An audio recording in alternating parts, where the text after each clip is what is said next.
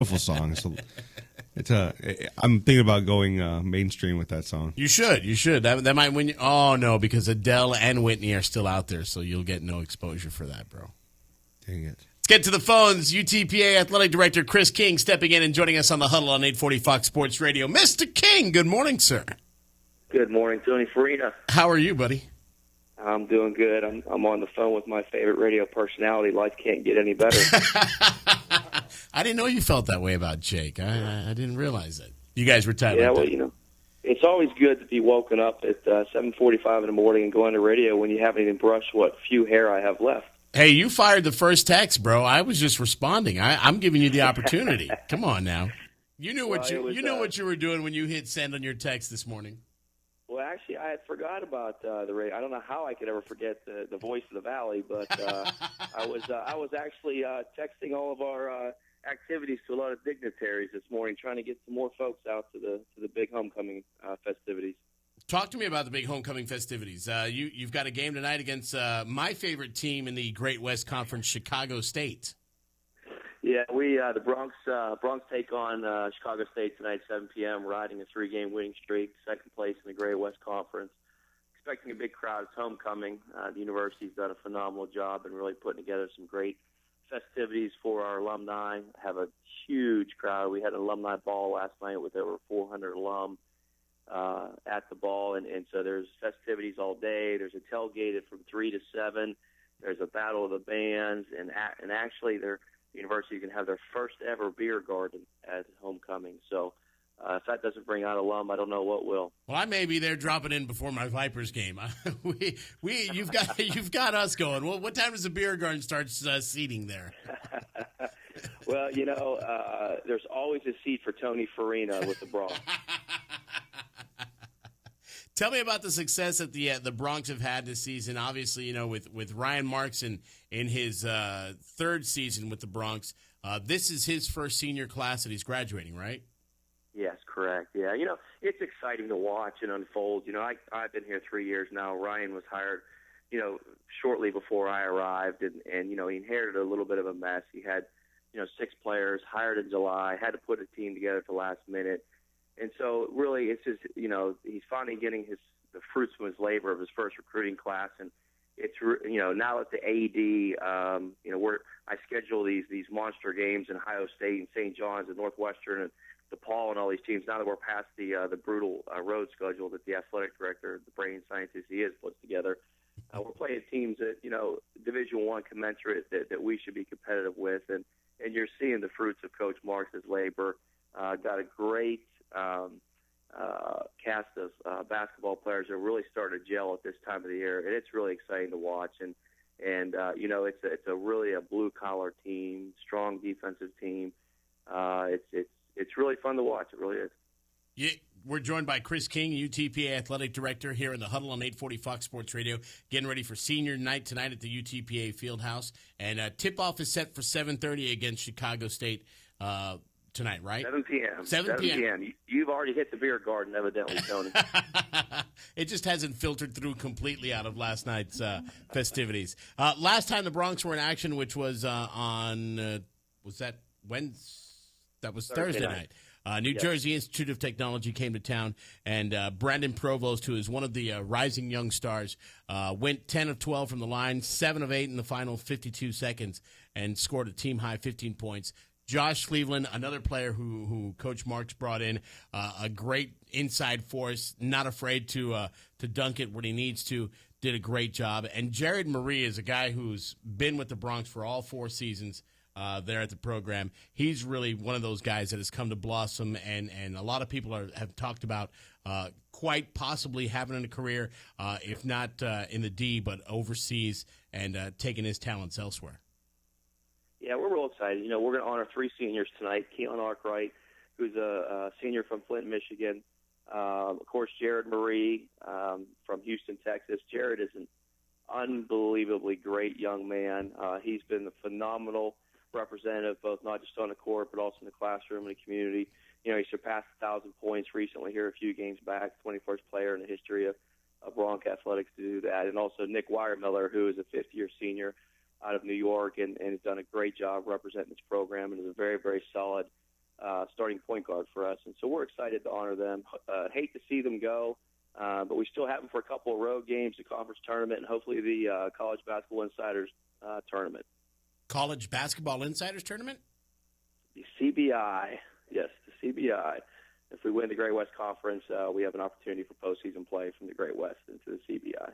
Excellent, excellent. You know, there's been a lot of reports on the Great West petitioning for an automatic qualifier. Was that something that has come about? Any fruition with that?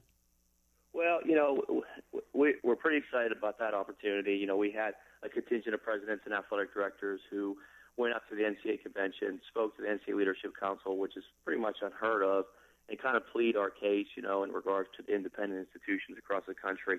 Had a lot of success. There's a very open-minded from the Leadership Council, which is comprised of, you know, our counterparts, and they're going to review that in April of this year and see about extending us multi-sport status as well as potentially an automatic qualification to NCAA postseason opportunities. For some people that may not be familiar, the Great West Conference was one of the conference that the Broncs were very instrumental in putting together, getting all these different independent teams to be able to come together and make it easier, one, on scheduling, two, but also maybe the opportunity of getting some postseason play with the NCAA as a qualifier. And when it first came about, it kind of seemed like it was a stepping stone. It was very loosely held together. Has that tightened up, or is there still a lot of people saying, you know what, this is a great starting point for us, but we'd like to look elsewhere? Well, I think it's probably a combination of both. You know, I think that the ADs and the presidents are very committed to the Great West because that's right now, as you know, that's who we're competing against. And but there are other opportunities out there. There's a lot of conference realignment that's going to be coming here in the next few months. It's going to get pretty crazy once again. You know, most of it, the conference realignment was occurring with the BCS institutions, and now it's kind of going down to what you would consider the mid-majors, the Conference USAs, the Mountain West, the Sun Belt, and the Western Athletic Conference, which, of course, then will filter down some of the other conferences that we may be taking a look at. So it's going to be a very interesting time for Bronc athletics, and I can tell you the athletic director for the Broncs is quite tired of politicking, and so I would like to get us a home. And I can tell you for 2.5 years, burning up the phone lines, I'm ready to settle down and have a permanent home for the Broncs and our student athletes. Well, that's what we look forward to. Now, listen, shifting gears from basketball tonight at 7 o'clock when it's the last men's home game of the season, do you smell the freshly cut grass, the dew in the air, the baseball that is right around the corner there at Edinburgh Baseball Stadium with the Broncs? I knew what you were talking about as soon as you said the grass. The Bronc baseball season starts this Tuesday, 7 p.m. against University of Texas Brownsville, UTB. Very, very excited about this baseball season. Coach Matrona is now in his 4th season, and he is on the brink of turning the program around. We got 29 home games, 23 away games. Very excited about this recruiting class coming in. A lot of good junior college ball players. I think that the fans in the Rio Grande Valley are really going to like what they see on the diamond this year by the Broncs. And next week, it's a good Al Ogletree Classic happening there at Edinburgh Baseball Stadium. The Broncs, started off with Friday night. They'll be in action against Southern Utah University and then have a doubleheader on Saturday against the Southern Utah University as well. So that's always something to look forward to. Chris, if somebody wants to get some tickets to any of the Bronc festivities, how can they swing those? They can call the ticket box office at 956-665-2221, or they can go to our website to get more information at www.utpabronx.com. All right, 2 last questions. One, when's the last time you talked to Saban?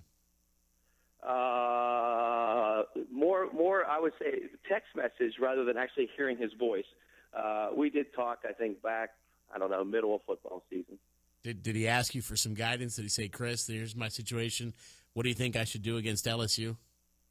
I would say that Nick Saban is a very calculated individual, and I don't think he's going to take advice from anybody, not even from me, Tony Farina. And secondly, are you ready for some Bloody Sock softball on Thursday? You know, it's so funny, but I can't make the first game. I've got a women's basketball game. I got to support my other Bronx teams. I got you. I will be back at some point. Maybe be a little bit rusty. I may only hit 2 home runs instead of 4 in a game, but you know, I'm there for you. You know, someone has to bat behind you. That's right. When there's 2 outs, and someone has to hit the run in. You know. That's right. That's right. Because I got the speed on the wheels. I got the wheels on the bags, baby. But you know what? It's always a fun time with that group of fellas. So I'm looking forward to it. All right, my man. Listen, have a good time tonight. Sorry I can't make it out there, but we'll definitely get together soon. Well, that's the one thing I do want to say before I get off the phone is, What's that? You know, all last year you complained to me about how you've had the same salary for the Bronx since 98. I raised the salary for the PA guy, the best in the business, and he hasn't. I'm paying somebody else a higher salary to do the job you were complaining to me about not doing. It's my way of stimulating the economy, job growth, my friend.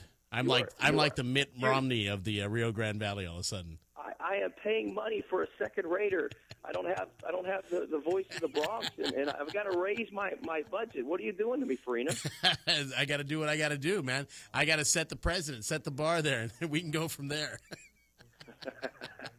Be good, my man. We'll talk soon. All right, thank you. All right, Chris King, UTPA Athletic Director, joining us here in the huddle. We're going to take a timeout. We'll pause for conference. When we come back, Coach Raul Vega of the Lady Warriors of Nikki Rowe. They are the area champions. Going to be joining us next, right here on 840 Fox Sports Radio.